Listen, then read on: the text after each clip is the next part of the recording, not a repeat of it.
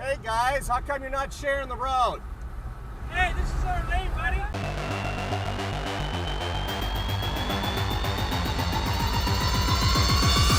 Seriously, what are you doing here? There is nothing to see here or anything of interest. YouTube suggests that for engagement, that I should be here for at least 10 minutes to get some sort of traction to come up with stories or content that is compelling and wants my viewers to keep returning. Sorry for laughing, but you know how annoying it can be when I'm doing a video and one of the dogs is down there and he's licking his bum.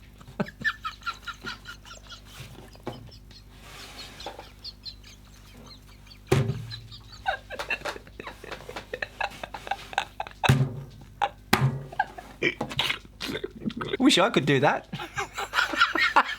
This week, I got nothing.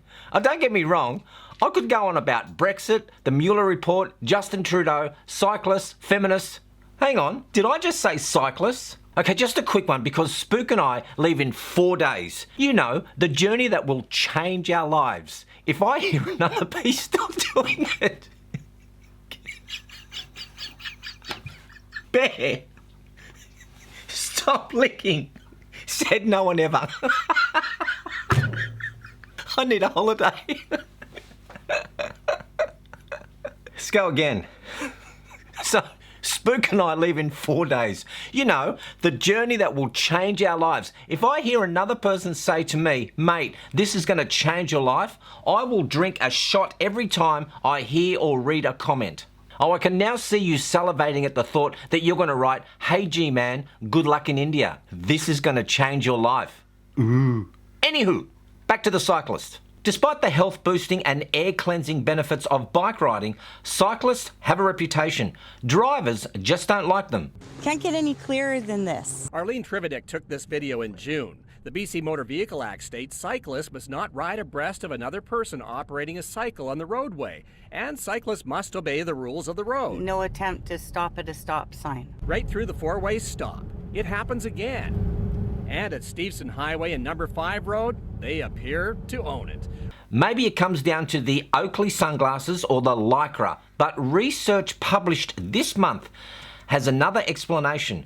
Drivers and cyclists just can't share the road for deep-seated behavioural reasons that may drive far more hostile human tendencies. One paper, published in Transportation Research Part F, Traffic Psychology and Behaviour, suggests, you all know that publication, suggests that tension between drivers and cyclists actually runs so deep that they don't see each other as members of the same species.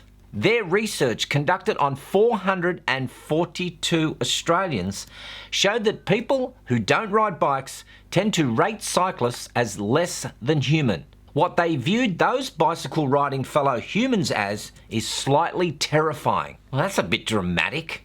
Terrifying. Motorists actually saw them as cockroach-like, according to a highlight useful pictorial scale developed by Alexa Del Bosque, PhD, a senior lecturer at the Institute of Transport Studies at Monash University. Seriously, which motorists? And cockroach-like?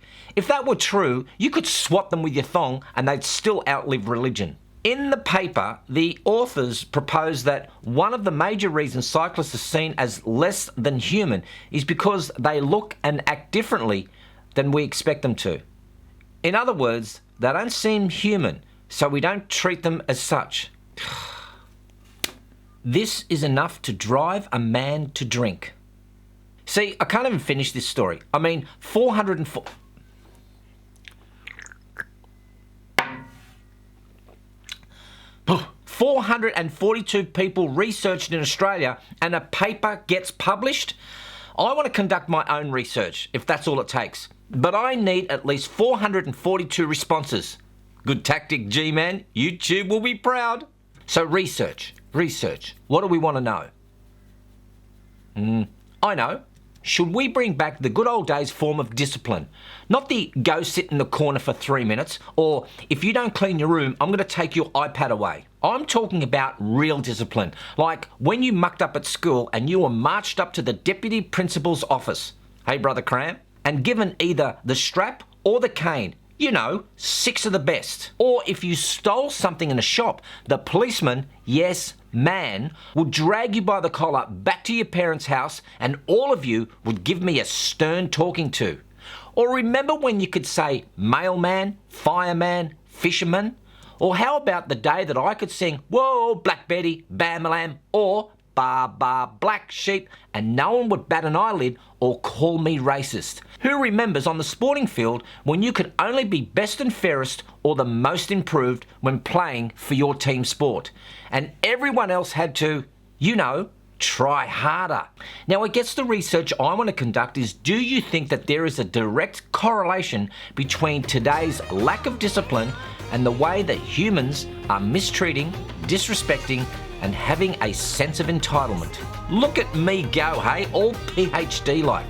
I'd love to know your thoughts, and for all of you good people and the bad ones who have been supporting me, for the next 5 weeks you will be bombarded with Barry and yours truly traversing India for charity, and this is going to be a life-changing experience. All the links are in the description, or simply Google second to none. I wanted to keep today short because I have a lot of packing to do. Now go away and tell your kids to be respectful, or G-Mann will come around and give you the baby boomer discipline strategy. I'm Gerald Pauschmann for The Point TV. Cheers, Rudy. Whew.